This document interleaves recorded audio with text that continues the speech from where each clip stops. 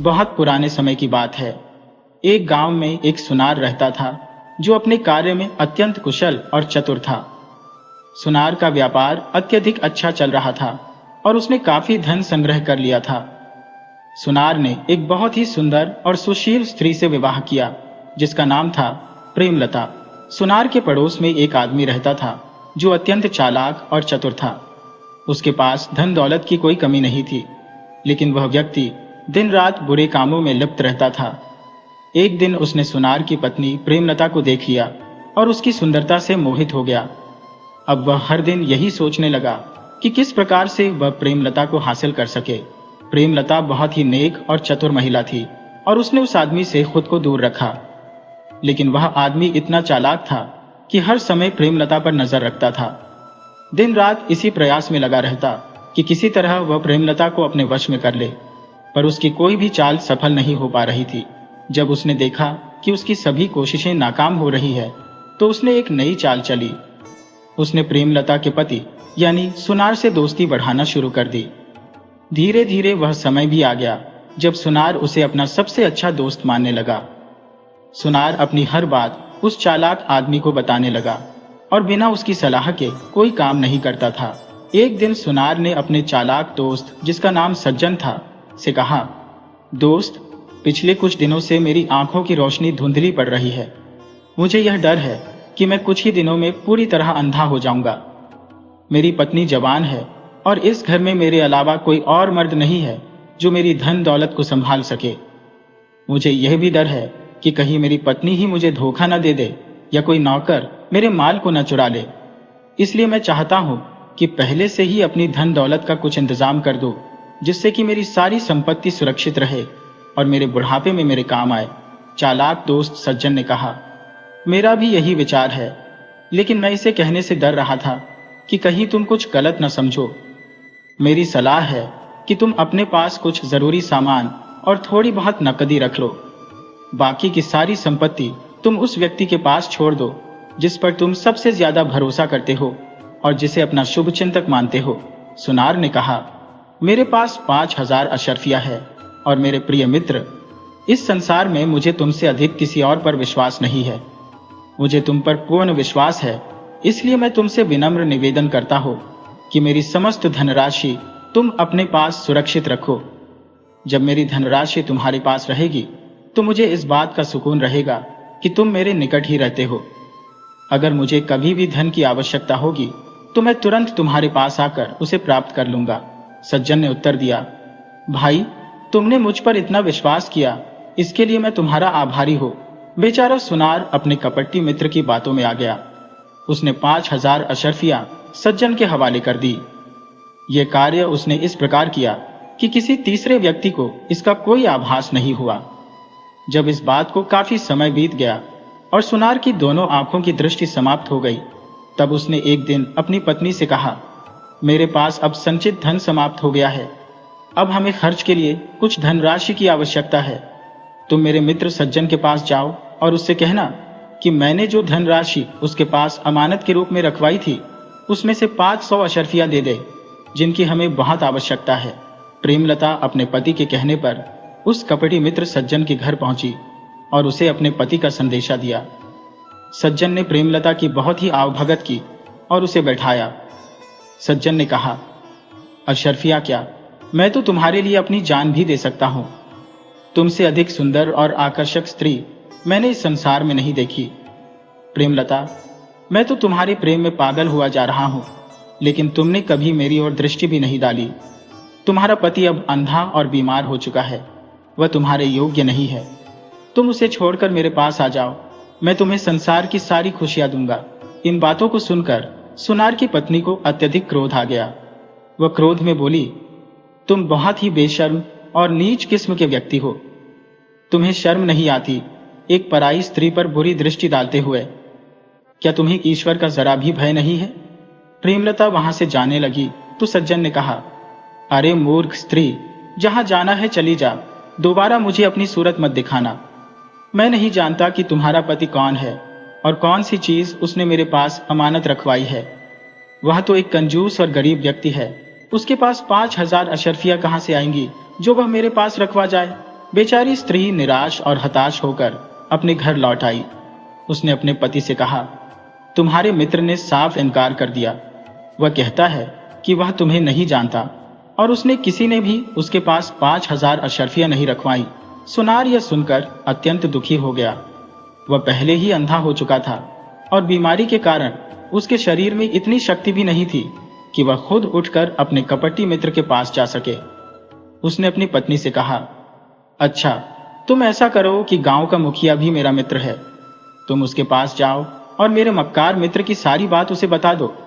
मुझे विश्वास है कि वह अवश्य हमारी सहायता करेगा और हमारी अशर्फिया उस कपटी सज्जन से वापस दिलवा देगा। प्रेमलता अपने पति की बात मानकर मुखिया के घर पहुंची और उसे सारी बात बता दी।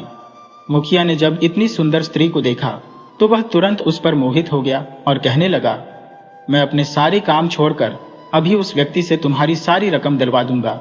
बस मैं तुमसे इतना पूछना चाहता हूं कि तुम्हारा पति अंधा और बीमार है, तो फिर तुम उसके पास क्यों रहती हो? मेरी बात मान लो और मेरे पास आ जाओ। मैं तुम्हें 5000 अशर्फियां भी दिलवा दूंगा और तुम्हें किसी भी चीज की कोई कमी नहीं होने दूंगा। यह सुनकर सुनार की पत्नी को फिर से क्रोध आ गया और वह कहने लगी, तुम्हें इस बात से क्या मतलब कि मेरा पति अंधा है? मैं जिस कार्य के लिए तुम्हारे पास आई हो, तुम्हें वही करना चाहिए। लोगों ने तुम्हें मुखिया इस बात के लिए नहीं बनाया कि तुम दूसरी स्त्रियों पर बुरी नजर रखो। मुखिया ने जब प्रेमलता का यह जवाब सुना तो वह भी क्रोध में आ गया और कहने लगा, अरे स्त्री, तेरा पति कौन सा धन्ना सेठ है जो उसके पास 5000 अशर्फियां किसी के पास अमानत रखने के लिए होंगी? तू अभी इसी वक्त मेरे घर से निकल जा और फिर दोबारा इधर का रुख मत करना।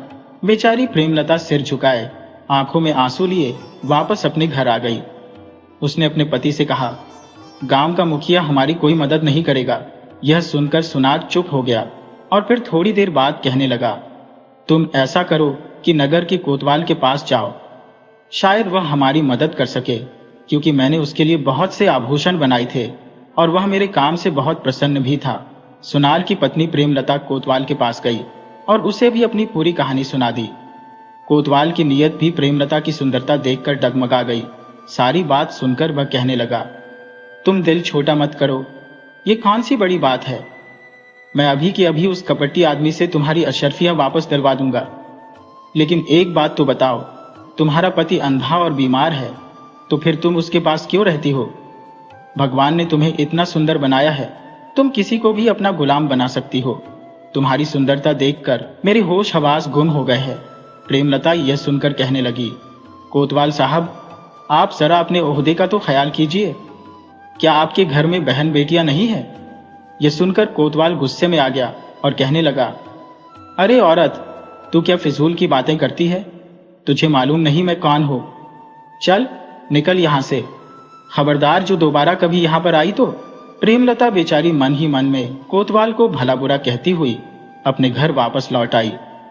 अपने पति से कहने लगी, तुम बेवजह ही मेरी बेइज्जती करवा रहे हो। इस दुनिया में अब किसी के मन में भी ईमान नहीं रहा, इंसाफ नहीं रहा। सुनार को यह सुनकर बड़ा ही दुख हुआ और वह कहने लगा, तुम एक बार नगर के न्यायाधिकारी के पास जाओ, मुझे पूरी उम्मीद है कि वह तुम्हारी सहायता जरूर करेगा। प्रेमलता कहने लगी, मुझे तुम्हारी बात मानने में कोई आपत्ति नहीं है, लेकिन मुझे नहीं लगता कि वहां पर भी मेरी कोई बात सुनी जाएगी। लेकिन तुम कहते हो तो मैं यह भी करके देख लेती हूँ। प्रेमलता जब न्यायाधिकारी के पास पहुंची तो उसकी सुंदरता देखकर न्यायाधिकारी भी उस पर मोहित हो गया। तुम्हारा नाम क्या है? मेरे पास किस काम से आई हो? प्रेमलता ने अपनी सारी कहानी न्यायाधिकारी को बता दी। उसकी बात सुनकर न्यायाधिकारी कहने लगा, मैं तो तुम जैसी औरत का गुलाम बनने को भी तैयार हो। तुम कहो तो अभी के अभी उस आदमी से तुम्हारी अशर्फियां दिलवा दो, लेकिन तुम मेरी एक बात मान लो, आज की रात तुम यहीं पर रुक जाओ। सुनार की पत्नी ने जब यह बात सुनी तो चिल्ला चिल्ला कर न्यायाधिकारी को गालियां देने लगी। इसके बाद वह अपने घर वापस आ गई। रोते हुए वह अपने पति से कहने लगी, इस दुनिया में इंसाफ नाम की कोई चीज नहीं बची है। अब हमें कहीं से भी इंसाफ नहीं मिलेगा। तुम अपनी 5000 अशर्फियां बस भूल ही जाओ और किसी तरीके से मेहनत मजदूरी करके पेट पालने का इंतजाम करो। सुनार बेचारा अपनी आंखों में आंसू भर लाया और कहने लगा, मैंने अपनी सारी जिंदगी की मेहनत करके 5000 अशर्फियां इकट्ठी की थी, कि बुढ़ापे में मेरी जिंदगी आराम से गुजरेगी। अब जब मेरी सारी मेहनत की कमाई डूब गई है तो मैं भी जिंदा रहकर क्या करूंगा। मेरी तो ईश्वर से यह प्रार्थना है कि वह जल्द से जल्द मुझे इस दुनिया से उठा ले। प्रेमलता ने जब अपने पति की यह दुर्दशा देखी तो उसका हृदय वेदना से भर गया। वह अपने पति से कहने लगी, अगर ईश्वर ने चाहा तो मैं तुम्हारे उस कपटी मित्र, मुखिया, कोतवाल और न्यायाधिकारी से ऐसा प्रतिशोध लूंगी कि वे जीवन भर याद रखेंगे। तुम चिंता मत करो, मैंने एक ऐसी योजना बना ली है। इसके बाद सुनार की पत्नी बाजार गई और एक संदूक बनाने वाले से कहा, मुझे 3 विशाल संदूक बना दो। संदूक इतने बड़े होने चाहिए कि उनमें आदमी आराम से बैठ सके। संदूक वाले ने कहा, ठीक है, शाम तक मैं ऐसे संदूक बना दूंगा। घर वापस आकर प्रेमलता ने अपनी नौकरानी को आदेश दिया कि पूरे घर की अच्छी तरह सफाई कर दी जाए और साथ ही लजीज व्यंजन भी बनाए जाएं। शाम होते होते संदूक तैयार हो गए और सुनार की पत्नी के घर पहुंचा दिए गए।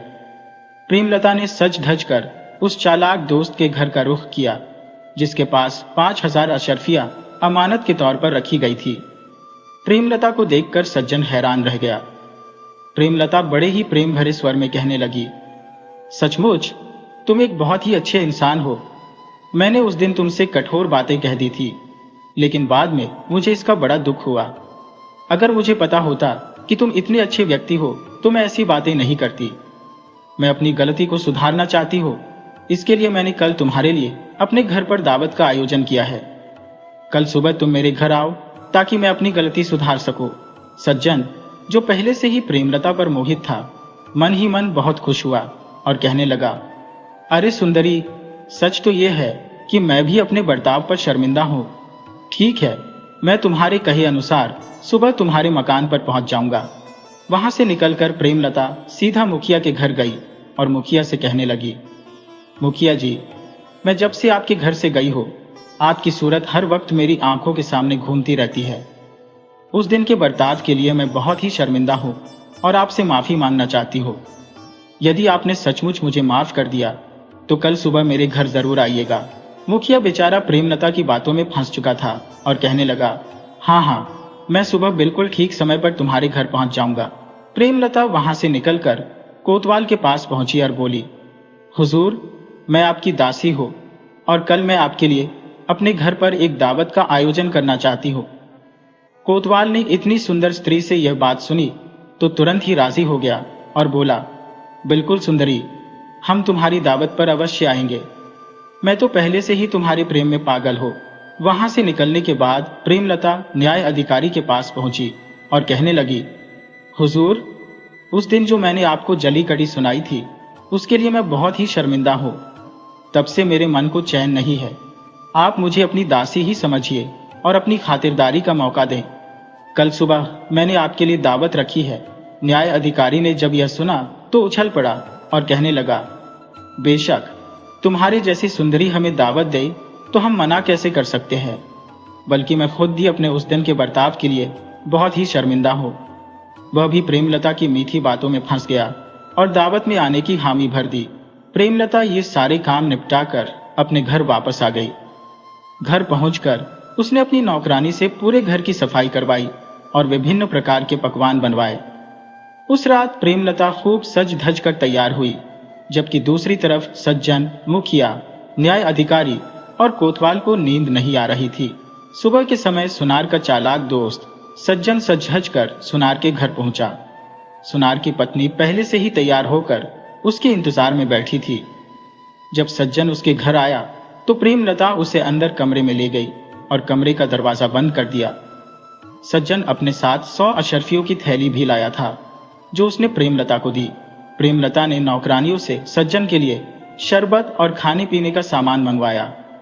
जब दोनों ने खाना खा लिया तो प्रेमलता की एक नौकरानी, जिसे पहले से ही सब कुछ सिखा रखा था, दरवाजे पर दस्तक दी। प्रेमलता ने उठकर पूछा, क्या बात है? नौकरानी ने कहा, आपका भाई आपसे मिलने आया है। वह इस समय आपके पति के पास बैठे हैं। प्रेमलता ने सज्जन की ओर देखा और कहने लगी, आप यहाँ पर आराम कीजिए, मैं कुछ ही देर में अपने भाई से मिलकर आती हूँ। सज्जन बोला, ठीक है सुंदरी, लेकिन जल्दी आना, अब मैं और इंतजार नहीं कर सकता। प्रेमलता कमरे से बाहर निकली। दरवाजे को बाहर से बंद किया और एक बड़ा सा संदूक वहां पर लाकर रख दिया। इतने में मुखिया भी उसके घर आ पहुंचा और उसने दरवाजे पर दस्तक दी। प्रेमलता ने अपनी नौकरानी से दरवाजा खुलवाया और मुखिया को एक दूसरे कमरे में ले जाकर प्रेम भरी बातें करने लगी। नौकरानी से कहकर उसके लिए खाना मंगवाया। खाना खाने के बाद उसने कहा, मुखिया जी, आज रात आप यहीं रुकिए, यहाँ आराम कीजिए। मुखिया जो 300 अशर्फियां लाया था उसने वह प्रेमलता को दे दी। वहां एक सुंदर पलंग बिछा था। प्रेमलता ने कहा, मुखिया जी, आप इस पलंग पर आराम फरमाइए। दोनों बातें कर ही रहे थे कि दरवाजा खटखटाया गया। नगर का कोतवाल आ पहुंचा था। प्रेमलता ने पूछा, कौन है? कोतवाल ने कहा, मैं हूं, नगर का कोतवाल। मुखिया घबरा गया और कहने लगा, ये कोतवाल यहाँ क्यों आया है? प्रेमलता ने कहा, मुखिया जी, कोतवाल मेरे पति का दोस्त है, उनका हालचाल पूछने आया होगा। अब आप ऐसा करें कि इस संदूक में छिप जाए। डरा हुआ मुखिया संदूक के अंदर जाकर बैठ गया। प्रेमलता ने संदूक का ढक्कन बंद करके ताला लगा दिया। फिर कोतवाल को हाथ पकड़कर अंदर ले आई और बोली, आपने बड़ी मेहरबानी की जो मेरी दावत पर आए। आज की रात आप यहीं आराम कीजिए, मैं आपके लिए खाने का इंतजाम करती हूँ। जब वे लोग खाना खा चुके, प्रेमलता कोतवाल से कहने लगी, आप इस पलंग पर आराम से लेट जाइए, इसे अपना ही घर समझिए। कोतवाल पलंग पर लेटने ही वाला था कि तभी न्याय अधिकारी ने दरवाजा खटखटाया। प्रेमलता ने पूछा, कौन है? न्याय अधिकारी ने कहा, मैं हूं, शहर का न्याय अधिकारी। कोतवाल न्याय अधिकारी का नाम सुनकर घबरा गया और कहने लगा, अरे, इस वक्त यह यहाँ क्यों आया है? अब तो मैं मर गया। जल्दी से कोई उपाय बताओ कि मुझे न्याय अधिकारी देख न ले, वरना मेरी सारी इज्जत मिट्टी में मिल जाएगी। प्रेमलता ने कहा, आप चिंता न करें, इस संदूक में बैठ जाइए, मैं इन्हें कुछ ही देर में यहाँ से चलता कर दूंगी। कोतवाल ने पूछा, कहीं तुमने तो न्याय अधिकारी को मेरे यहाँ आने की खबर नहीं दी? प्रेमलता बोली, नहीं हुजूर, बिल्कुल नहीं। ये तो मेरे पति के दोस्त है, उनकी बीमारी का हाल सुनकर आए होंगे। कुछ ही देर में ये वापस चले जाएंगे। प्रेमलता ने कोतवाल को संदूक में बंद कर दिया और ऊपर से ताला लगा दिया। फिर दरवाजे पर गई तो न्याय अधिकारी मुस्कुराहट लिए खड़ा था। प्रेमलता बोली, अरे हुजूर, मैं तो आपका ही इंतजार कर रही थी, आपने आने में बहुत देर कर दी। प्रेमलता न्याय अधिकारी को कमरे में ले आई और उसके लिए स्वादिष्ट भोजन मंगवाया। उसकी शानदार खातिरदारी करते हुए प्रेमलता ने न्याय अधिकारी को भी मुखिया और कोतवाल की तरह ही भोजन कराया और अपनी मोहक बातों में उलझा लिया। न्याय अधिकारी जो अपने साथ 500 अशर्फियां लाया था वो प्रेमलता को दे दी। न्याय अधिकारी कहने लगा, प्रिय, अब तुम जल्दी से मेरी बाहों में आ जाओ। प्रेमलता ने उत्तर दिया, अरे हुजूर, इतनी जल्दी क्या है, थोड़ा आराम तो कीजिए। प्रेमलता ने चुपके से अपनी नौकरानी को इशारा किया कि वह वैसा ही करे जैसा उसे सिखाया गया था। नौकरानी ने एक बार फिर दरवाजे पर दस्तक दी। प्रेमलता ने पूछा, कौन है? नौकरानी ने कहा, मालकिन, आपके भाई आपसे मिलने के लिए आए हैं। प्रेमलता ने कहा, मेरा भाई आया है, वह मुझसे मिलना चाहता है। आपको थोड़ी तकलीफ होगी, लेकिन आप इस बड़े से संदूक में छिप जाइए, मैं जल्दी ही अपने भाई को वापस भेज कर आती हूँ। न्याय अधिकारी, जिसकी समझ में कुछ नहीं आ रहा था, वह तुरंत संदूक में छिप गया। प्रेमलता ने ऊपर से संदूक को ताला लगा दिया। अब प्रेमलता ने मुखिया, कोतवाल, सज्जन और न्याय अधिकारी सभी को संदूकों में बंद कर दिया। इसके बाद वह उस कमरे में गई जहां चालाक दोस्त सज्जन बैठा हुआ था। प्रेमलता ने उसके पास जाकर प्रेम भरे अंदाज में कहा, हुजूर, मुझे माफ कर दीजिए कि आपको इतना इंतजार करवाया। असल में मेरा भाई आया हुआ था, मैंने उसे काफी बहाने बनाए, लेकिन वह जाने का नाम ही नहीं ले रहा था। बड़ी मुश्किल से उसे टाल कर आई हूं। सज्जन ने उत्तर दिया, अरे सुंदरी, इसमें तुम्हारी कोई गलती नहीं है, मुझे इस बात से कोई दिक्कत नहीं है, लेकिन अब तुम मेरी बाहों में आ जाओ, तुम फिर कहीं और मत चली जाना। प्रेमलता बोली, भला ऐसा कैसे हो सकता है हुजूर, मैं तो आपसे भी ज्यादा बेकरार हूं। प्रेमलता सज्जन को अपने साथ उस कमरे में ले आई जहां 3 संदूक रखे हुए थे। वहां पर कहने लगी, हुजूर, यही वह कमरा है जहां हम आज की रात बिताएंगे। सज्जन ने उत्तर दिया, यह भी खूब रही, अब तुम जल्दी से मेरे दिल की तमन्ना पूरी कर दो। प्रेमलता ने उत्तर दिया, अरे हुजूर, इतनी भी क्या जल्दी है? आप जरा यह तो बताइए कि आपको उन 5,000 अशरफियों की भी कोई खबर है जो मेरे पति ने आपके पास रखी थी? आपने वायदा किया था कि अगर मैं आपकी इच्छा पूरी कर दूंगी तो आप 5,000 अशरफियां मुझे वापस लौटा देंगे। अब आप जल्दी से अपना वायदा पूरा कीजिए। सज्जन ने कहा, अरे मैं कौन सा अपने वादे से मुकर रहा हूं? वह 5,000 अशरफियां तो तुम्हारी अमानत है, मैं उन्हें तुम्हारे हवाले कर दूंगा, बल्कि 5,000 अशरफियां अलग से मैं तुम्हें तोहफे के रूप में दूंगा। प्रेमलता ने कहा, हुजूर, मैं तो एक नादान और नासमझ औरत हूं, लेकिन इतना तो मुझे भी समझ आता है कि जब आपकी इच्छा पूरी हो जाएगी तो आप अपने वायदे से मुकर भी सकते हैं। इसीलिए मेरी गुजारिश है कि आप पहले 5,000 अशरफियां मनवाकर यहां रख लीजिए। सज्जन ने जवाब दिया, तुम्हें मुझ पर विश्वास नहीं? मैं यहां से जाने के बाद तुम्हारी 5,000 अशरफियां वापस कर दूंगा। प्रेमलता ने सहमति जताई।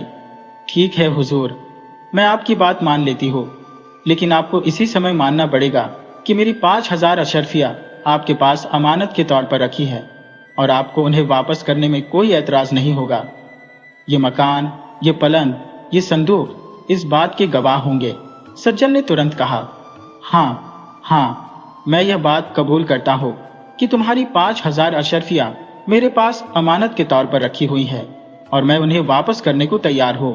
इसके बाद प्रेमलता कमरे से बाहर आ गई और जोर जोर से चिल्लाना शुरू कर दिया, मेरे घर में चोर घुस आया है। घर की नौकरानियों ने भी अपनी मालकिन का साथ देते हुए खूब हल्ला मचाया। तभी पड़ोस के लोग इकट्ठा हो गए। उन्होंने देखा कि सचमुच आधी रात के समय कोई आदमी प्रेमलता के कमरे में बैठा हुआ था। लोगों की भीड़ ने सज्जन कुमार को पकड़ लिया। लोग कहने लगे कि इसे तुरंत कोतवाल के पास ले चलना चाहिए। प्रेमलता ने कहा, नहीं नहीं, मुझे कोतवाल पर विश्वास नहीं है, मैं तो इसे सीधा महाराज के दरबार में पेश करूंगी। अब तक सुबह हो चली थी। प्रेमलता ने कुछ लोगों की सहायता से सज्जन को पकड़कर महाराज के दरबार में पहुंचा दिया। महाराज ने कहा, आप किस काम के लिए हाजिर हुए हैं? प्रेमलता ने कहा, महाराज, यह आदमी आधी रात के समय मेरे घर में घुसा था। महाराज ने कहा, अगर ऐसी बात है तो तुम्हें इसे सबसे पहले गांव के मुखिया के पास ले जाना चाहिए था। प्रेमलता ने उत्तर दिया, हुजूर, मैं वहां पर भी गई थी, लेकिन गांव का मुखिया वहां नहीं था। महाराज ने फिर पूछा, फिर तुम इसे कोतवाल के पास क्यों नहीं ले गई? प्रेमलता ने कहा, माफी चाहती हूं हुजूर, लेकिन कोतवाल भी शहर में नहीं है। महाराज ने आश्चर्य से कहा, ऐसा कैसे हो सकता है? तो क्या तुम न्याय अधिकारी के पास नहीं गई? प्रेमलता ने जवाब दिया, महाराज, न्याय अधिकारी भी मुझे नहीं मिला। महाराज हैरान होकर कहने लगे, यह सब एक साथ कैसे गायब हो गए? कहीं तुम मुझसे झूठ तो नहीं बोल रही? महाराज ने अपने सैनिकों को आदेश दिया, जाकर इन लोगों का पता किया जाए। कुछ ही देर में सैनिक वापस आए और कहने लगे, महाराज, यह औरत सच कहती है। मुखिया, कोतवाल और न्याय अधिकारी सब गायब है। तब महाराज ने कहा, औरत, सच सच बताओ कि आखिर माजरा क्या है? प्रेमलता कहने लगी, असल बात यह है महाराज, इस आदमी के पास मेरे पति की 5,000 अशरफियां अमानत के तौर पर रखी हुई थी, परंतु अब यह उन्हें वापस करने से इनकार करता है। सज्जन प्रेमलता के इस आरोप को झूठा बताते हुए कहने लगा, हुजूर, मेरे पास इसकी कोई भी 5,000 अशरफियां नहीं है। तब महाराज ने प्रेमलता से कहा, क्या तुम्हारे पास कोई गवाह है जो इस बात की गवाही दे सके? जी महाराज, मैं उन गवाहों को दरबार में अभी पेश कर सकती हूँ। आप अपने सिपाहियों से कहकर एक घोड़ा गाड़ी मेरे घर पर भिजवाएं। प्रेमलता ने उत्तर दिया। महाराज ने ऐसा ही आदेश दिया और तुरंत आदेश का पालन किया गया। कुछ ही देर बाद घोड़ा गाड़ी पर 3 संदूक लादकर राज दरबार में पेश किए गए। महाराज ने जब संदूक देखे तो कहने लगे, प्रेमलता, यह क्या है? यह बेजान संदूक भला गवाही कैसे देंगे? प्रेमलता ने उत्तर दिया, महाराज, बिल्कुल यह संदूक गवाही देंगे, आप चिंता मत कीजिए। तब प्रेमलता ने संदूकों की ओर मुंह करके चिल्लाते हुए कहा, क्यों रे संदूक, क्या तुमने नहीं सुना जब इस आदमी ने कहा था कि इसने मेरे पति की 5,000 अशरफियां अपने पास रखी हैं, परंतु संदूकों में से कोई आवाज नहीं आई। तब प्रेमलता ने कहा, महाराज, मेरी प्रार्थना है कि आप आदेश दीजिए कि कुछ घास फूस और कच्ची लकड़ियां लाकर संदूक के ऊपर रखी जाएं और इन्हें आग लगा दी जाए। मुझे पक्का विश्वास है कि संदूक अपनी गवाही जरूर देंगे। महाराज ने तुरंत आदेश दिया और संदूकों के ऊपर घास फूस रखकर उनमें आग लगा दी गई।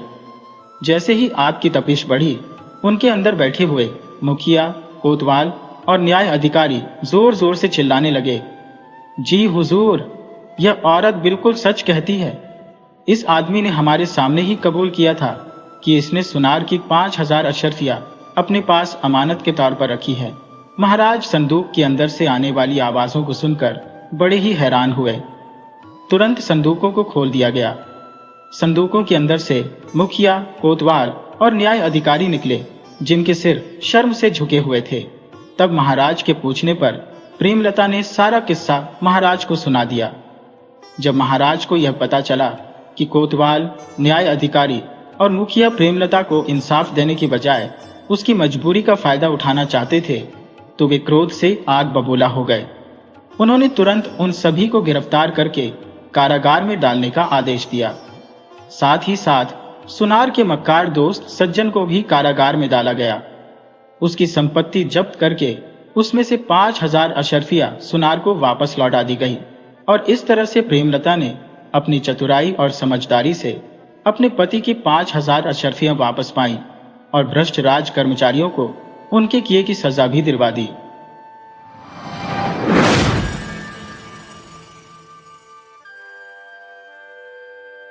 एक दफा की बात है, कुशीनगर नामक एक राज्य पर सूर्यभान नामक राजा का शासन था। राजा सूर्यभान की एक पुत्री थी जिसका नाम था राजकुमारी अनामिका। राजकुमारी अनामिका अपनी सुंदरता और नेक दिल स्वभाव के लिए विख्यात थी। अनामिका की उम्र अब विवाह योग्य हो चुकी थी और महाराज चाहते थे कि उसका विवाह किसी उत्तम राजकुमार से शीघ्रातिशीघ्र हो जाए, ताकि वह अपने पितृत्व के कर्तव्य को पूर्ण कर सके।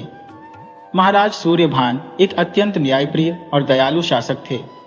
उनके दरबार में कई बुद्धिमान और विवेकशील मंत्री भी थे।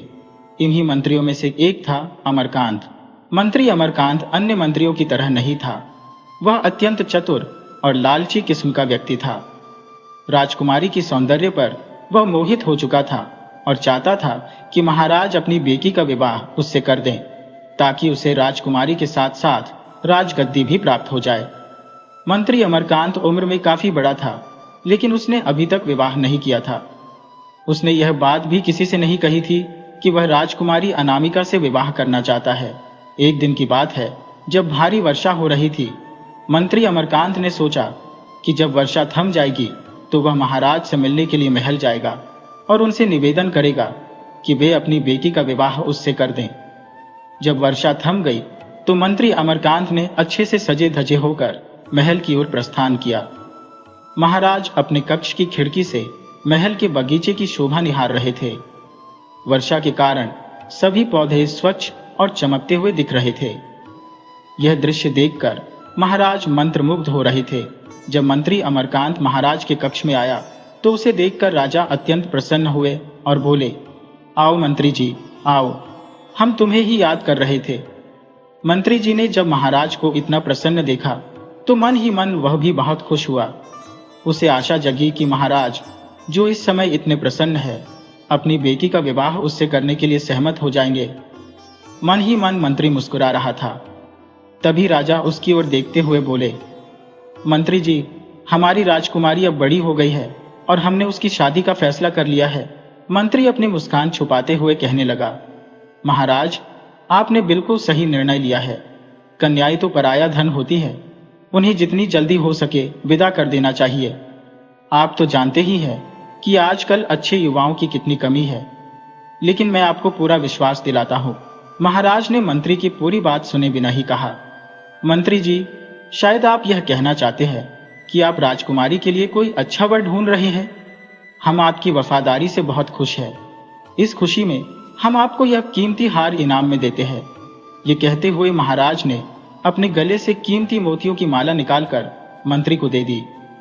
फिर आगे कहने लगे, हमने खुद भी राजकुमारी के लिए एक वर चुन लिया है। वह लड़का हमारे पड़ोसी राज्य के राजा का पुत्र है और आजकल हमारे यहाँ मेहमान बनकर आया हुआ है। राजकुमार और राजकुमारी दोनों एक दूसरे से घुल मिल गए हैं। हमने यह निर्णय लिया है कि इन दोनों का विवाह जल्द ही संपन्न किया जाएगा। महाराज ने बाग की तरफ इशारा करते हुए कहा, वह देखो, वे दोनों महल के बगीचे में टहल रहे हैं। मंत्री ने जब यह सब सुना तो उसके सारे सपने बिखर गए। उसका दिल जोर जोर से धड़कने लगा और वह आंखें फाड़े और मुंह खोले राजा को घूरने लगा। महाराज ने मंत्री की ऐसी हालत देखी तो कहने लगे, मंत्री जी, हमें मालूम है कि आप अनामिका को अपनी बेटी की तरह प्यार करते हैं। आपकी ऐसी हालत देखकर हम समझ गए कि आप राजकुमारी के ससुराल जाने की बात से कितना दुखी हो गए हैं।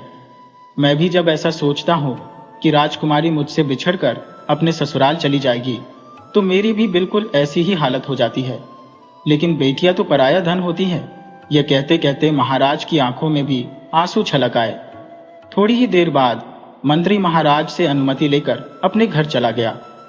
मंत्री अमरकांत को इस बात का बहुत दुख था कि राजकुमारी अनामिका का विवाह उसके साथ न होकर किसी अन्य राजकुमार के साथ हो रहा है। क्योंकि मंत्री अमरकांत बहुत ही लालची और मक्कार किस्म का आदमी था, उसने मन ही मन यह विचार बनाया कि क्यों न महाराज की हत्या कर दी जाए। यदि वह ऐसा कर पाया तो उसे राजगद्दी भी मिल जाएगी और साथ ही राजकुमारी से उसका विवाह भी हो जाएगा। उस रात मंत्री अमरकांत को नींद नहीं आई। वह महाराज की हत्या के विभिन्न तरीकों के बारे में सोचता रहा। अंततः उसने एक योजना बना ली। उसने निश्चय किया कि वह महाराज के रसोइयों को अपने साथ मिलाकर उनके भोजन में विष मिला देगा। महाराज के मरते ही वह राजगद्दी संभाल लेगा और पूरे राज्य पर उसका नियंत्रण हो जाएगा। इसके बाद राजकुमारी अनामिका से विवाह करना उसके लिए कठिन नहीं रहेगा। इस योजना को मन ही मन में पक्का कर वह सो गया। अगले दिन राजमहल में महाराज, महारानी, राजकुमारी अनामिका और राजकुमार संग्राम, जो अनामिका के मंगेतर थे, जब भोजन के लिए बैठे तब महाराज के चेहरे पर चिंता की लकीरें देखकर महारानी ने अनुमान लगाया कि अवश्य ही महाराज किसी गहरी समस्या में है। महारानी ने कहा, महाराज, मुझे क्षमा करें, लेकिन आपके चेहरे पर चिंता देखकर लगता है कि आप किसी गहरी समस्या में हैं। यदि आप उचित समझे तो अपनी समस्या हमें बता सकते हैं। महाराज ने कहा, महारानी, आपने सही अनुमान लगाया। मैं वास्तव में बहुत परेशान हूँ। मेरी चिंता का कारण यह है कि मैंने रात को एक स्वप्न देखा। मैंने देखा कि मैं एक जंगल में शिकार खेलने गया। जब मैं शिकार करते करते थक गया तो एक पेड़ के नीचे आराम करने बैठ गया। तभी मेरे पीछे से एक काले रंग का सांप तेजी से मेरी ओर बढ़ा और मेरे पांव को डसकर अपने बिल में जा छिपा। भय और डर के कारण मेरी हालत खराब हो गई थी। महाराज के स्वप्न के बारे में सुनकर महारानी भी चिंतित हो गईं। थोड़ी देर बाद महारानी ने राज ज्योतिषी को महल में बुलवाकर उन्हें महाराज के स्वप्न के बारे में बताया और इसका अर्थ जानना चाहा। राज ज्योतिषी, जो कई वर्षों से महाराज के दरबार में कार्यरत थे, कि ज्योतिष विद्या पर महाराज को भी पूरा विश्वास था। राज ज्योतिषी ने ध्यानपूर्वक महाराज का पूरा स्वप्न सुना और फिर अपने साथ लाई हुई पोथी खोलकर उनमें कुछ गणना करने लगे। महाराज, महारानी, राजकुमारी अनामिका और राजकुमार संग्राम सभी दम साधे ज्योतिषी को देख रहे थे। थोड़ी देर बाद ज्योतिषी ने अपना सारा हिसाब किताब किया और महारानी की ओर देखते हुए कहने लगे, महारानी जी, मेरी ईश्वर से प्रार्थना है कि महाराज की उम्र लंबी हो, लेकिन अपनी ज्योतिष विद्या से मैंने यह पता लगाया है कि महाराज का एक शत्रु पैदा हो गया है जो किसी भी कीमत पर महाराज की हत्या करना चाहता है। महाराज ने अपने स्वप्न में जिस काले नाग को देखा था वह इस गुप्त शत्रु का प्रतीक है। अपनी ज्योतिष विद्या से मैंने केवल इतना ही पता लगा पाया हो, परंतु मैं इस दुश्मन का नाम नहीं जान सका। फिर भी मैं यह जरूर कहूंगा कि यदि इस शत्रु को नहीं पकड़ा गया तो वह अपनी कपटपूर्ण चालों से महाराज को गंभीर हानि पहुंचा सकता है। ज्योतिष की बात सुनकर महारानी का चेहरा स्याह हो गया और महाराज स्वयं भी बहुत व्यथित हो गए। राजकुमारी अनामिका की आंखों से अश्रुधारा बहने लगी। राजकुमार संग्राम ने जब अनामिका को रोते हुए देखा तो वह बोला, राजकुमारी अनामिका, आप दुखी ना हो। जब तक मैं जीवित हूँ महाराज का कोई भी शत्रु उन्हें हानि नहीं पहुंचा सकता। मैं आपको वचन देता हूँ कि मैं इस शत्रु को जल्द ही पकड़कर महाराज के समक्ष प्रस्तुत करूंगा। राजकुमार की बात सुनकर अनामिका के चेहरे पर हल्की मुस्कान आ गई। महाराज और महारानी ने भी चैन की सांस ली। क्योंकि उन्हें विश्वास था कि राजकुमार संग्राम इस शत्रु को पकड़ने में अवश्य सफल होगा। महाराज वहां से उठकर राज दरबार की ओर चले गए, क्योंकि दरबार की कार्यवाही का समय हो चुका था। महारानी भी अपने अन्य कार्यों में व्यस्त हो गईं, जबकि अनामिका की सहेलियां वहां आकर उनसे बातचीत करने लगी। राजकुमार संग्राम किसी योजना पर विचार कर रहा था कि अचानक उसके दिमाग में एक अद्भुत उपाय आया। वह कमरे से निकलकर शाही बगीचे में गया। उसने देखा कि एक तोता सेब के पेड़ पर पके हुए फल का आनंद ले रहा था। राजकुमार संग्राम चुपके से पेड़ पर चढ़ा और उसने फुर्ती से तोते को पकड़ लिया। उसने तोते को एक सुंदर पिंजरे में बंद कर दिया और पिंजरा लेकर राज दरबार में पहुंचा। महाराज दरबार की कार्यवाही में व्यस्त थे और सभी दरबारी महाराज से विचार विमर्श कर रहे थे। जब राजकुमार संग्राम पिंजरे में बंद तोते को लेकर दरबार में हाजिर हुआ तो उसने महाराज से कहा, महाराज, मेरे पिताजी ने एक जादुई तोता आपके लिए उपहार स्वरूप भेजा है। कृपया इस उपहार को स्वीकार करें।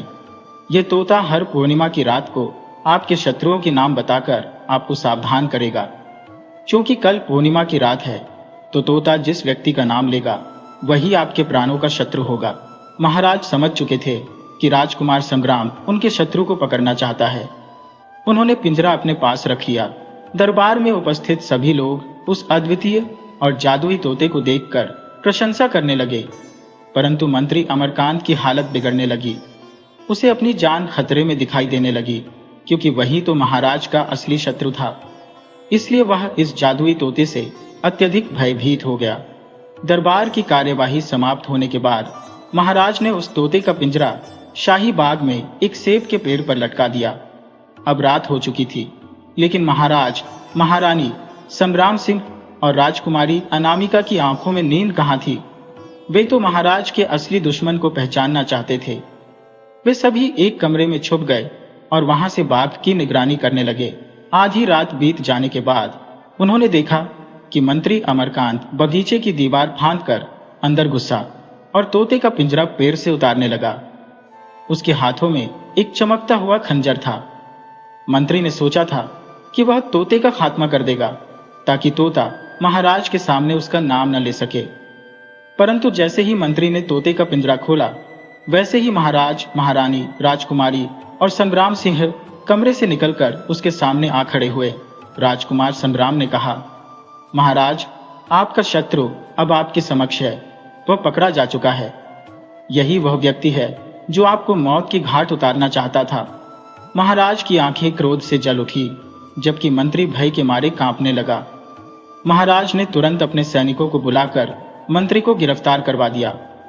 मंत्री ने अपना अपराध स्वीकार किया और इस अपराध के कारण उसकी सारी संपत्ति जब्त कर उसे देश निकाला दे दिया गया। महाराज और महारानी राजकुमार संग्राम सिंह की बुद्धिमत्ता और होशियारी से अत्यधिक प्रसन्न थे। कुछ दिनों बाद संग्राम और राजकुमारी अनामिका का धूमधाम से विवाह संपन्न हुआ और वे दोनों एक सुखमय जीवन जीने लगे।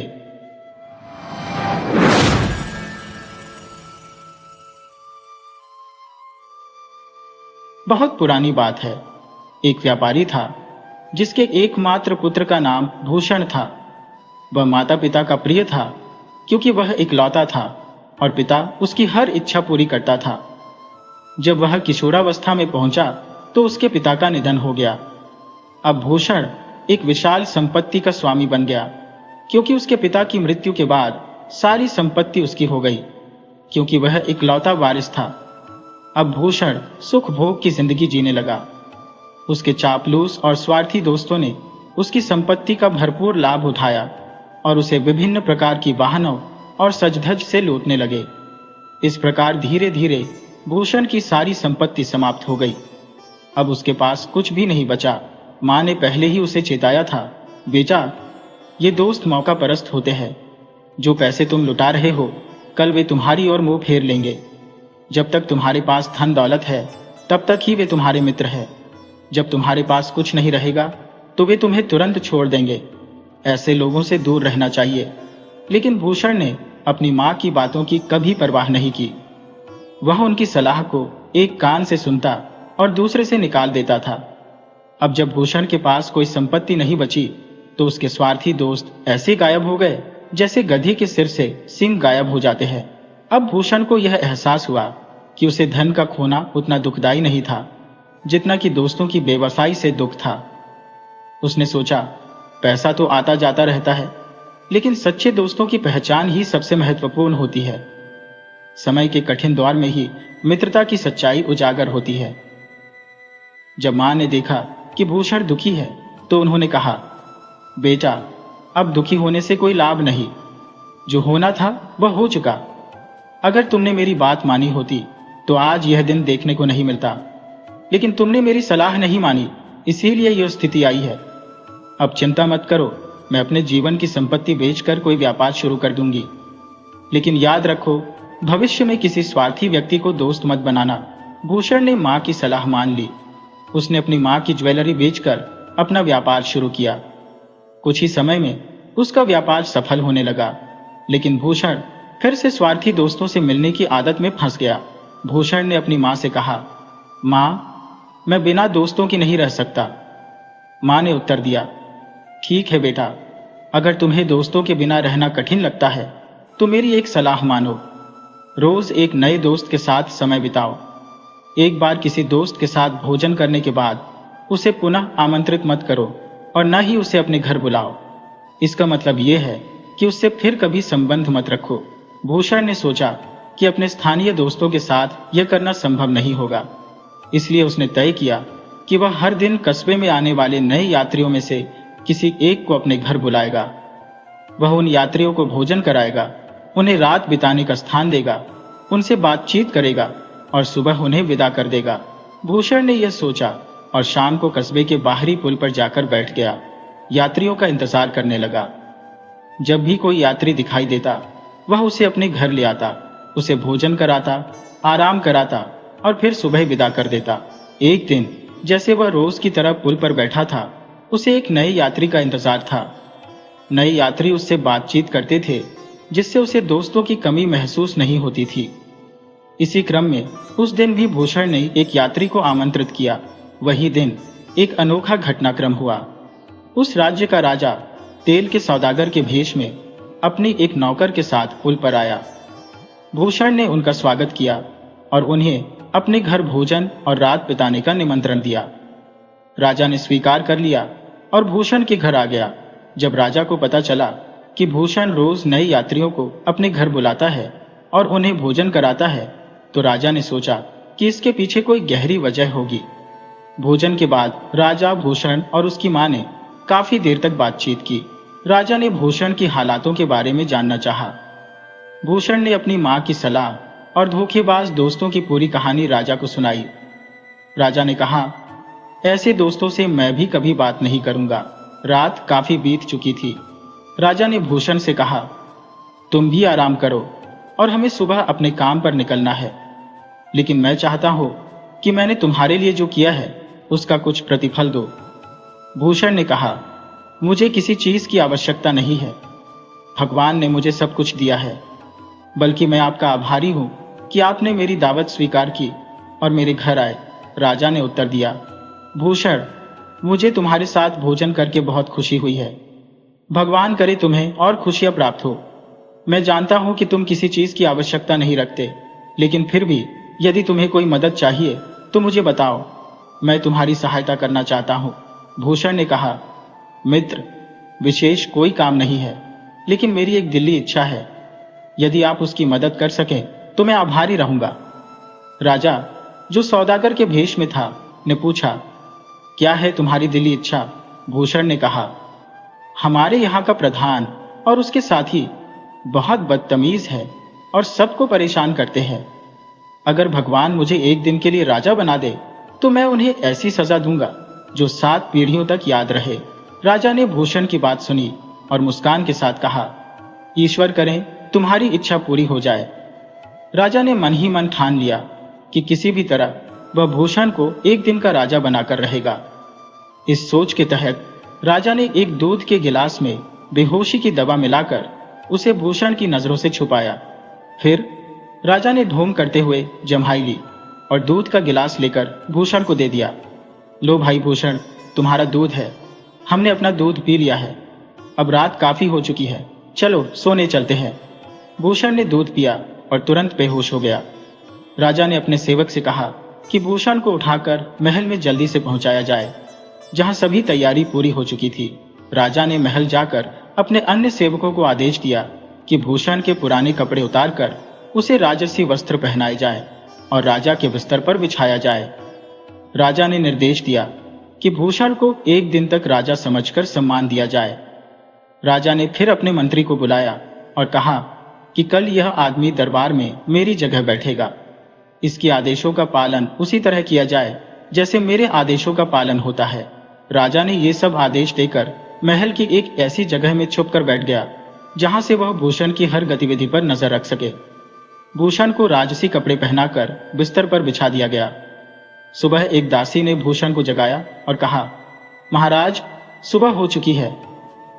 भूषण ने आंखें खोली और आश्चर्यचकित हो गया कि अचानक उसे राजसी स्थिति प्राप्त हो गई है। वह हैरान होकर चारों ओर देखने लगा, खुद को, दासी को और महल के भव्य कमरे को देखता रहा और यही सोचता रहा कि कहीं यह सपना तो नहीं है।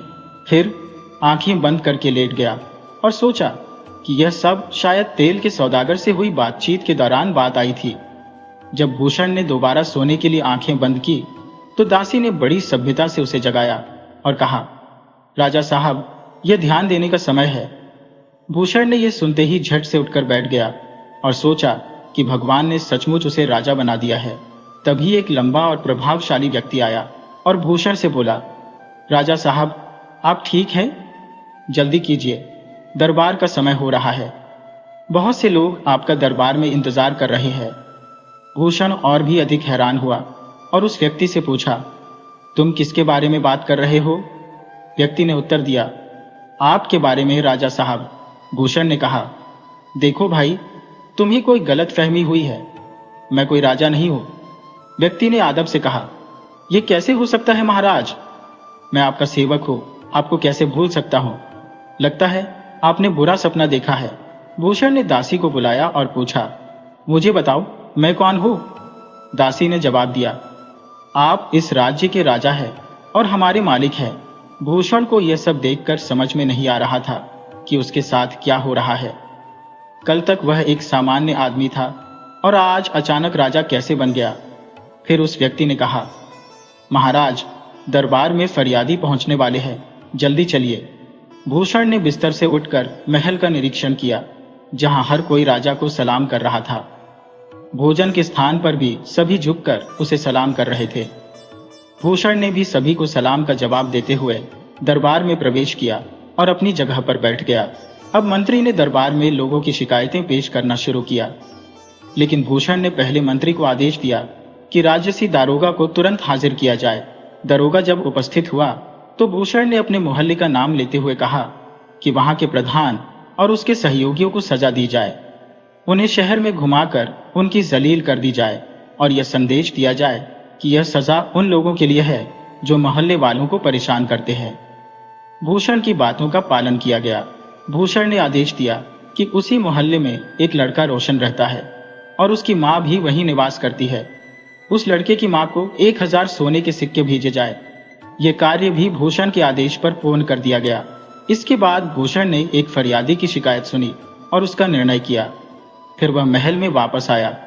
उसे खाने की मेज पर ले जाया गया, जहां विविध प्रकार के व्यंजन सजाए गए थे। चारों ओर लजीज और स्वादिष्ट भोजन थालियों में सजा हुआ था, जो सोने और चांदी की थालियों में परोसा गया था। सुंदर दासियां भोजन परोस रही थी और भूषण चारों ओर से सुंदर दासियों से घिरा हुआ था। भूषण को यह सब हकीकत मानने में कठिनाई हो रही थी। उसने अपने आप को चुटकी काटी और महसूस किया कि वह सचमुच राजा बन चुका है। भोजन के दौरान भूषण ने दासियों को अपने पास बैठाया और सभी को अपने हाथों से खाना खिलाया, साथ ही उनके नाम पूछे। फिर उसे एक और कमरे में ले जाया गया, जो पहले से भी अधिक भव्य और सज्जित था। भूषण ने वहां बिछे तकिए को संभाला और कमरे में बज रहे संगीत और नृत्य का आनंद लिया। एक दासी ने राजा के इशारे पर बेहोशी की दवा मिलाकर एक प्याला पेश किया। भूषण ने उसे पी लिया और बेहोश हो गया। राजा ने तत्काल आदेश दिया कि भूषण के कपड़े उतारकर उसे अपने पुराने कपड़े पहनाए जाएं और उसे उसके घर भेज दिया जाए। सुबह जब भूषण की आंख खुली तो उसने पाया कि वह अपने पुराने घर में है। उसने चारों ओर देखा और दासियों के नाम लेकर उन्हें पुकारा, लेकिन कोई भी उसकी आवाज पर नहीं आया। अंततः उसकी माँ आई और पूछा, क्या हुआ बेटा भूषण, तुम कैसी बातें कर रहे हो? भूषण ने अपनी माँ से पूछा, तुम किसे अपना बेटा कह रही हो माँ? माँ ने उत्तर दिया, अरे बेटा, क्या तुम अपनी माँ को नहीं पहचानते? भूषण ने कहा, खबरदार, इज्जत से पैसा हो। कौन भूषण? मैं तो इस राज्य का राजा हूं। यह सुनकर उसकी मां चिंतित हो गई और सोचा कि शायद उसका बेटा पागल हो गया है। उसने अपने बेटे को समझाने की कोशिश की कि होश में आओ, ऐसा ना हो कि किसी को तुम्हारी बातें सुनने को मिल जाए और हमारी मुश्किलें बढ़ जाए। भूषण ने होश में आकर मां से पूछा, क्या मैं सच में राजा हूं? मां ने जवाब दिया, हाँ बेटा, तुम मेरे ही कुलभूषण हो और यह तुम्हारा घर है। भूषण ने कहा, हाँ माँ, यह तो हमारा पुराना घर है और तुम ही मेरी माँ हो। माँ ने कहा, हाँ बेटा, यही तुम्हारा घर है और यही मैं तुम्हें समझा रही थी। भूषण ने जवाब दिया, माँ, लेकिन मुझे समझ में नहीं आ रहा कि मेरे साथ क्या हो रहा है। माँ ने कहा, बेटा, जरा सोचो, तुम राजा कैसे हो सकते हो? भगवान उस राजा को लंबी उम्र दे जिसने कल हमारे मोहल्ले के प्रधान को सजा दिलवाई, उन्हें शहर से बाहर निकाल दिया और 1000 सोने के सिक्के भेजे। भूषण को अपने बेटे की बातें सुनकर क्रोध ने एक बार फिर उबाल मार दिया। उसने तीव्र स्वर में कहा, मेरे सामने सम्मान के साथ पेश आओ।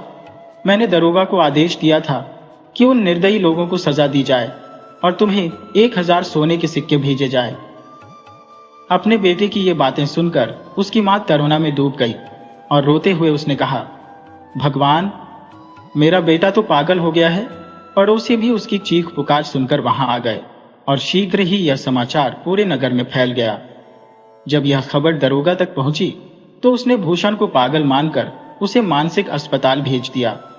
रास्ते में सिपाहियों ने भूषण की बेरहमी से पिटाई की, लेकिन वह बार बार अपने को राजा ही कहता रहा। जब वह स्वयं को देखता तो वह भूषण ही प्रतीत होता था। फिर भी मां की बातों ने उसे विश्वास दिला दिया कि वह सचमुच राजा है। इस प्रकार भूषण पागल खाने में 15 दिन बिता चुका था। एक दिन उसकी मां उससे मिलने गई और उसकी हालत देखकर रोने लगी। बेटा, अब भी तुम यही समझते हो कि तुम राजा हो? मां की बातें सुनकर भूषण भी आंसुओं में डूब गया और बोला, मां, मुझे माफ कर दो, मैं वास्तव में पागल हो गया था। मां ने पागल खाने के अधीक्षक से अपने बेटे को घर ले जाने की गुहार लगाई और वह वृद्ध महिला की दया देखकर भूषण को छोड़ने पर सहमत हो गया। मां ने अपने बेटे की अच्छी तरह देखभाल की, उसे अच्छे से खिलाया पिलाया और वह फिर से अपने गांव में संतोषपूर्वक रहने लगा। उसने पहले की तरह अपने काम में लग जाना शुरू कर दिया और पुल पर बैठकर राहगीरों की राह देखने लगा।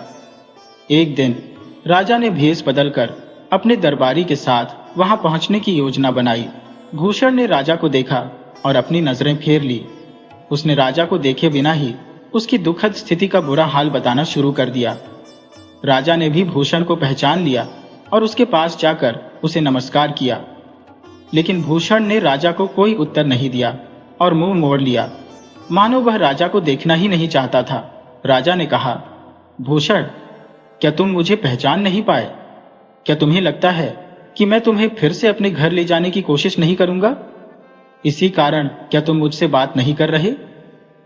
भूषण ने राजा को टालने की बहुत कोशिश की, लेकिन राजा ने कहा कि पिछली बार की तरह यदि तुम्हें कोई तकलीफ हुई हो तो हम उसे सुधारेंगे। भूषण ने राजा को अपनी सारी बातें बताई जो उसके साथ घटी थी। राजा हंसी से चकित हुआ, जिससे भूषण और भी नाराज हो गया। तुम्हें मेरी दुख भरी कहानी सुनकर हंसी आ रही है? तुम्हें मेरी परवाह नहीं है?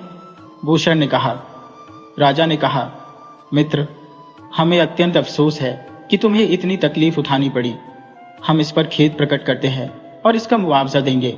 इतनी बातें करते हुए सब भूषण के घर पहुंच गए। खाना खाते और बातें करते करते आधी रात बीत गई। सोते समय राजा के इशारे पर दूध में बेहोशी की दवा मिलाकर भूषण को दिया गया। राजा ने प्रेम पूर्वक उसे दूध पिलाया और फिर आदेशानुसार भूषण को गंदे स्थान में पहुंचा दिया। राजा ने भी दरवाजे बंद कर दिए और महल में लौट आया। राजा ने आदेश दिया कि भूषण को शाही वस्त्र पहनाकर उसके कमरे में लेटा दिया जाए और सुबह उसका पुराना सम्मान बनाए रखा जाए। जब सुबह भूषण की आंख खुली तो उसने पाया कि वह गंदे स्थान में है और पुराने अनुभवों की यादें अचानक ताजा हो गई। भूषण ने कहा, लगता है मैं फिर वही भयावह सपना देख रहा हूं जिसने मुझे इतनी अपमानजनक स्थितियों में डाला था। नहीं, मैं अब और यह सब सहन नहीं करूंगा। इस स्थान का शासक शैतान है। मुझे लगता है कि यह सब फिर मेरे साथ होने वाला है। यह कहकर भूषण ने अपनी आंखें बंद कर ली। दासियों ने उसे जगाने की कई बार कोशिश की, परंतु भूषण ने कहा, क्यों बेवजह किसी को राजा बना रही हो? दासियों ने जवाब दिया, महाराज, क्या आपको बुरा सपना आया है? भूषण ने उत्तर दिया, तुम्हें क्या पता मैंने क्या क्या झेला है? दासियों ने कहा, आप तो महल से बाहर नहीं गई महाराज। इस पर भूषण फिर से सोच में पड़ गया। क्या सचमुच मैं राजकुमार हूं या यह सब स्वच्छता या वास्तविकता की परतों के पीछे छिपे राजा की चाल है? तब दासियां गाने और नाचने लगी। भूषण भी खुद को नियंत्रित नहीं कर पाया और उनके साथ उछलते हुए नाचने लगा। उसने इतनी धूमधाम मचाई कि शाही वस्त्र भी फाड़ दिए। राजा स्वयं इस दृश्य को देख रहा था और जोर जोर से हंसने लगा।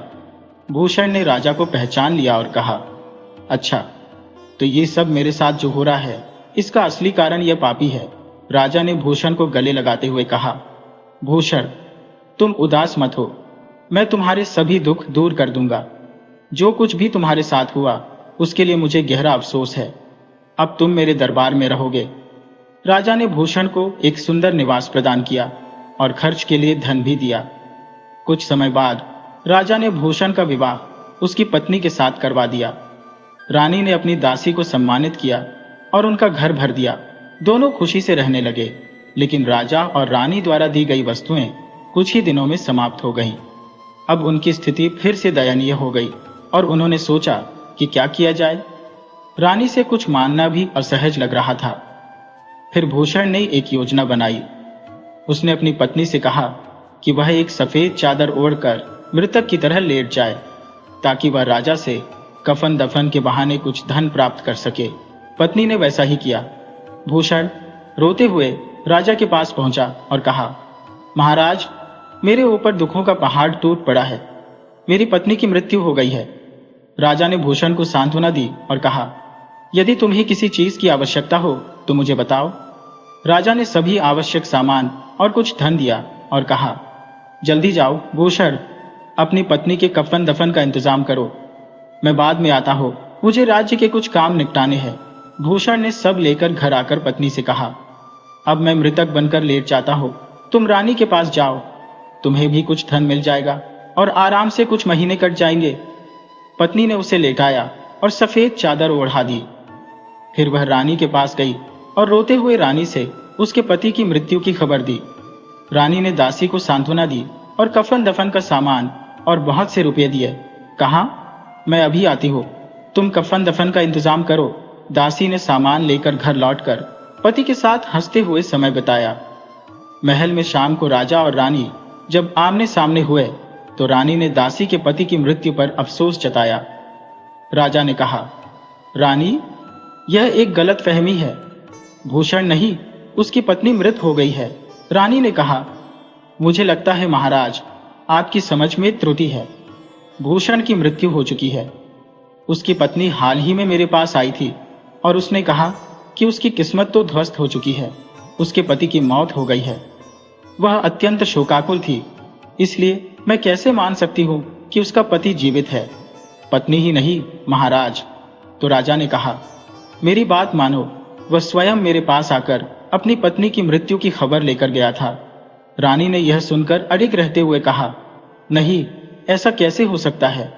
इस पर दोनों राजा और रानी के बीच तीखी बहस शुरू हो गई, क्योंकि दोनों अपनी अपनी बात पर दृढ़ थे। राजा ने तीसरे व्यक्ति को भूषण के घर भेजकर सत्यता की पुष्टि करवाई और वह व्यक्ति आकर राजा को सूचित किया कि भूषण जीवित है और उसकी पत्नी की मृत्यु हो चुकी है। रानी ने फिर भी विश्वास नहीं किया। कई और व्यक्तियों को भेजा गया, लेकिन सत्यता की पुष्टि नहीं हो पाई। अंततः राजा और रानी ने स्वयं भूषण के घर जाने का निश्चय किया। राजा और रानी जब अपने नौकरों के साथ वहां पहुंचे तो उन्होंने देखा कि भूषण और उसकी पत्नी पलंग पर लेटे हुए थे, जैसा कि पहले से अनुमान था। राजा और रानी के आगमन को देखकर उन्होंने मृतकों की तरह लेटे रहने का अभिनय किया। राजा और रानी ने दोनों को देखा और अफसोस जताया कि हे भगवान, दोनों एक दूसरे के दुख को सहन न कर सके और चल बसे। राजा ने कहा, यदि कोई मुझे बता दे कि इनमें पहले कौन मरा है तो मैं उसे इनाम स्वरूप 500 सोने के सिक्के दूंगा। भूषण ने राजा की बात सुनते ही तुरंत उठकर बैठ गया और राजा के चरणों में गिरकर कहा, पहले 500 सोने के सिक्के दिलवाइए, फिर मैं बताऊंगा कि पहले कौन मरा। यह दृश्य देख उसकी पत्नी ने भी चादर हटा दी और रानी के चरणों में गिरकर माफी मांगने लगी। इन हरकतों से सभी चकित रह गए और रानी तो भयभीत हो गई कि क्या मुर्दे जीवित हो जाते हैं। राजा ने भूषण से पूछा कि उसने ऐसा नाटक क्यों किया। भूषण ने हाथ जोड़ते हुए कहा, महाराज, हमारी तनहाली से परेशान होकर हमने यह सब रचा था ताकि आप हमारी सहायता करें। राजा, जो पहले से ही भूषण पर मेहरबान था, ने उसे और अधिक धन दिया और ऐसी हरकतें न करने का वचन दिया। दोस्तों, यदि आपको हमारी यह कहानी पसंद आई हो तो कृपया हमारे चैनल को सब्सक्राइब करें, वीडियो को लाइक करें और शेयर करें।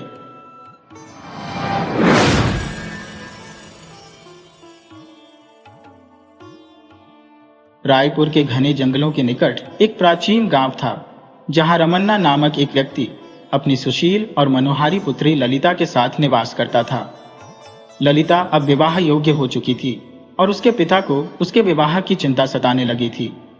उसकी मां का निधन उसकी शैशवावस्था में ही हो गया था और पिता ने उसे बड़े प्रेम और परिश्रम से पाला पोसा था। रमन्ना ने अपनी पुत्री को सभी कष्टों से दूर रखते हुए पाला था। इस कारण उसने कभी उसे घर के कामों में शामिल नहीं किया, जिससे वह इन कार्यों में पूर्णतः अनजान रह गई थी। जब भी रमन्ना ललिता से विवाह की चर्चा करते, वह सदा मना कर देती थी।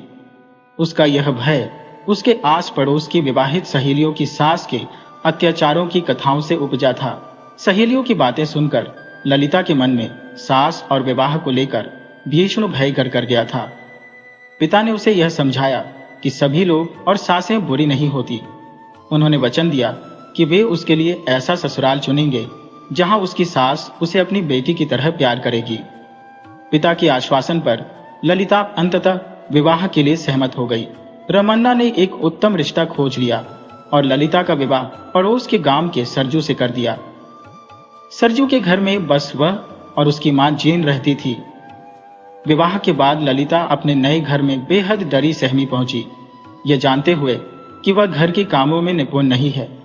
उसे आशंका थी कि उसकी सास उससे नाराज होगी, परंतु जैसे ही वह ससुराल पहुंची, उसकी सास ने उसे प्यार से गले लगा लिया। सास ने उससे मित्रवत व्यवहार किया, जिससे यह अनुभव हुआ कि वे मां बेटी ही है। धीरे धीरे समय बीतने के साथ सासू मां समझ गई कि ललिता घर के कामों में निपुण नहीं है, परंतु उन्होंने उसे सिखाने और संभालने का कार्य बड़े धैर्य और स्नेह से किया। एक दिन सासू मां ने बहू से कहा, ललिता, तुम बिना मुझसे पूछे कोई भी काम मत करना। हर काम में मुझसे सलाह लेना ही तुम्हारे हित में है। ललिता ने सिर हिलाकर हामी भर दी और बोली, ठीक है माँ जी, मैं वचन देती हूँ कि हर काम आपसे पूछकर ही करूंगी। इसके बाद से घर में यही आवाजें गूंजने लगी, माँ जी, कद्दू की सब्जी बना लो। माँ जी, आटा कितना पीसना है? भैंस को चारा कब देना है? माँ जी, मैं बांध बांध जाऊं? माँ जी, मैं लौटे से पानी पी लूं? दिन इसी तरह बीतने लगे। ललिता का पति सरजू भी कई बार सोचता कि उसकी पत्नी कितनी अनाड़ी है, परंतु अगले ही पल उसे लगता कि चलो, घर में शांति तो है। दूसरे घरों की तरह सास बहू के झगड़े तो नहीं होते। दोनों के आपसी प्रेम को देखकर सरजू भी बहुत खुश था। सरजू मूर्तियों का कुशल कारीगर था और उसकी बनाई मूर्तियां बहुत सुंदर होती थी, जिससे उसकी अच्छी कमाई हो जाती थी। इन तीनों का जीवन बड़ी शांति से गुजर रहा था। सब कुछ ठीक ठाक चल रहा था कि एक दिन अचानक सासू मां को तेज बुखार ने घेर लिया। व्याधि के लिए दवाई ली, परंतु 2 दिनों में ही सासू मां की मृत्यु हो गई। नियति को यही मंजूर था। ललिता पर मानो दुखों का पहाड़ टूट पड़ा। अगले 10 दिनों तक तो उसे कुछ भी सुध नहीं रही, पर जीवन की गाड़ी को आगे बढ़ाना ही था। ललिता को हर काम के लिए सास से पूछने की आदत हो चुकी थी। एक दिन उसने अपने पति से कहकर सासू माँ की एक छोटी मूर्ति बनवा ली, जो हूबहू सासू माँ जैसी ही थी। वह अब उसी मूर्ति से हर काम के लिए पूछकर निर्णय लेती थी। सरजू भी उसे कुछ नहीं कहता था। एक दिन ललिता मूर्ति को साथ लेकर बाजार चली गई, जो गांव से काफी दूर था। सामान खरीदने से पहले सासू माँ की आज्ञा लेना भी तो जरूरी था। उसने बाजार से सारा सामान मूर्ति से पूछ पूछ कर खरीदा। सरजू भी उसके साथ ही था। वापसी के समय बहुत अंधेरा हो गया। घने बादलों के कारण हाथ को हाथ नहीं सूझ रहा था। बरसात आने के पूरे आसार थे। दोनों ने एक पेड़ की डाल पर शरण ले ली। रास्ता सुनसान था और चारों ओर घना जंगल था। डर के कारण वे पेड़ से उतर नहीं पा रहे थे। उन्होंने वहीं पर रात बिताने का निश्चय कर लिया। दोनों सुबह के थके हुए थे और पेड़ पर ही सो गए। तभी ललिता के हाथ से वह मिट्टी की मूर्ति गिर गई। मूर्ति के गिरते ही जोर से धड़ाम की आवाज हुई। इस आवाज से चोरों ने समझा कि चुड़ैल ने उन पर हमला कर दिया है। वे सब सामान छोड़कर वहां से भाग खड़े हुए। ललिता और उसके पति ने यह सब नजारा देखा तो वे चुपचाप नीचे उतरे और सारा कीमती सामान अपनी पोटली में बांध लिया। मिट्टी की सासू माँ टूट चुकी थी। तब सरजू ने अपनी पत्नी को समझाया कि शायद अब माँ स्वर्ग में चली गई है, इसीलिए अब उन्हें ज्यादा कष्ट नहीं देना चाहिए। इसके बाद वे दोनों अपने घर वापस आ गए। ललिता अपने पति की बात समझ चुकी थी, इसीलिए उसने अपनी बुद्धि से अपनी गृहस्थी चलाने लगी और अब उनके पास अपना आगे का जीवन सुखमय बनाने के लिए पर्याप्त धन भी था।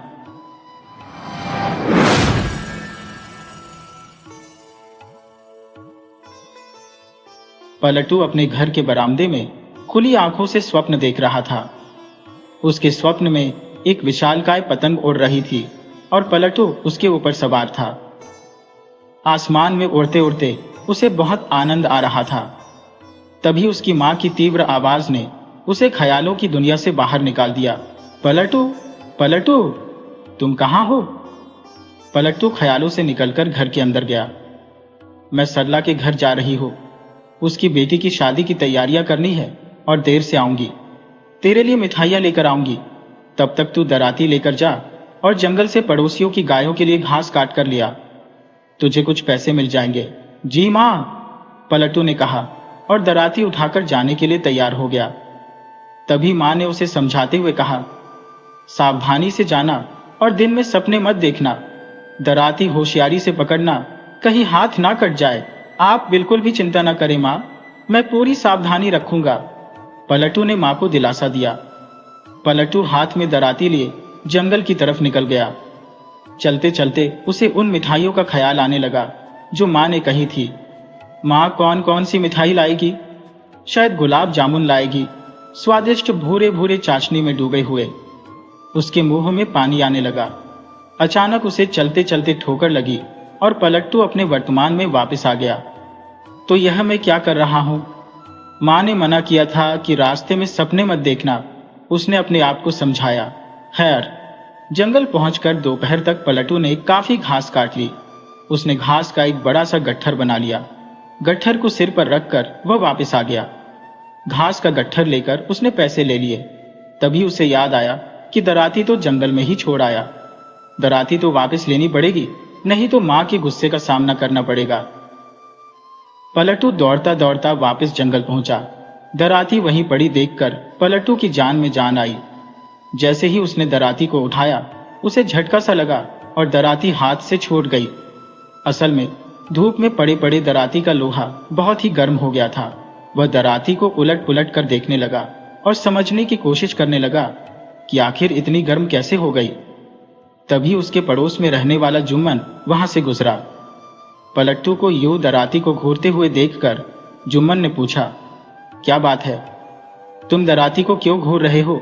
पलटू ने चिंतित स्वर में कहा, मेरी दराती को कुछ हो गया है, ये काफी गर्म हो गई है। जुम्मन को पलटू की बात पर हंसी आ गई। मन ही मन हंसते हुए और ऊपर से गंभीर स्वर में बोला, तुम्हारी दराती को बुखार हो गया है। पलटू ने कहा, फिर तो इसे हकीम के पास ले जाना पड़ेगा। जुम्मन बोला, अरे नहीं, मुझे पता है बुखार का इलाज। मेरी दादी को भी अक्सर बुखार आ जाता है। हकीम कैसे उनका इलाज करता है, यह मैंने देखा है मेरे साथ। आओ। मैं इसका इलाज करता हूँ। जुम्मन के मन में दराती को हथियाने की योजना बन चुकी थी।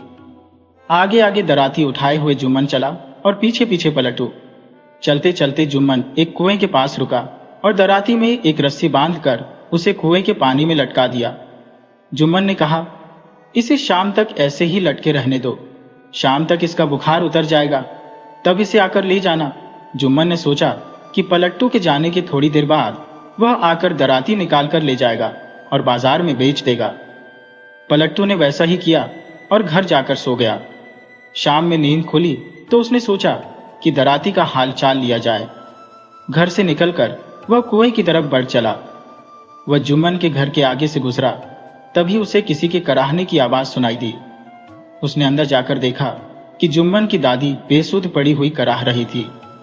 पलट्टू ने उनका हाथ जोड़कर देखा, हाथ काफी गर्म था। उसने सोचा, जुम्मन की दादी को बुखार है। जुम्मन ने मेरी मदद की थी तो मुझे भी उसकी मदद करनी चाहिए। पलट्टू ने आसपास देखा। नजदीक ही एक रस्सी पड़ी थी। उसने जुम्मन की दादी को रस्सी से बांधा और कंधे पर लाद कर कुएं की तरफ चलने लगा। पड़ोसियों ने यह देखा तो उसे रोकने की बहुत कोशिश की, लेकिन पलट्टू ने किसी की भी नहीं सुनी और दादी को लेकर कुएं तक जा पहुंचा। कुएं पर पहुंचकर उसने अपनी दराती कुएं से बाहर निकाली। दादी के लिए दवा लेने जाने के कारण जुम्मन को दराती निकालने का वक्त ही नहीं मिला था। पलट्टू ने दराती को निकालकर एक ओर रखा और जुम्मन की दादी को कुएं में लटकाने की तैयारी करने लगा। दूसरी ओर जब जुम्मन अपने अब्बा के साथ हकीम से दवाई लेकर घर वापस लौटा तो पड़ोसियों ने बताया कि पलट्टू रस्सियों में बांधकर उसकी दादी को कुएं की तरफ ले गया है। दोनों भागते हुए कुएं पर पहुंचे। पलट्टू दादी को कुएं में लटकाने ही वाला था, तभी जुम्मन के अब्बा ने चिल्लाकर कहा, अरे बेवकूफ, ये क्या कर रहा है? पलट्टू ने कहा, वह आप आ गए, मैं दादी के बुखार का इलाज कर रहा था। जुम्मन के अब्बा ने कहा, ऐसे कहीं बुखार का इलाज होता है? किस पागल ने तुझे यह बताया? पलट्टू ने जुम्मन की ओर इशारा करते हुए कहा, मुझे तो जुम्मन ने ही बताया है। जुम्मन के अब्बा ने गुस्से में जुम्मन की ओर देखा। जुम्मन सर झुकाए खड़ा था। उन्होंने डंडा उठाया और जुम्मन की ओर लपके। अब जुम्मन आगे आगे और उसके अब्बा पीछे पीछे। बेचारा जुम्मन हैरान और पलट्टू यह सब देख रहा था। अपनी दराती लेकर वह अपने घर वापस आ गया। इस तरह से भोले भाले पलट्टू को बेवकूफ बनाने वाला जुम्मन खुद अपने ही जाल में फंस गया।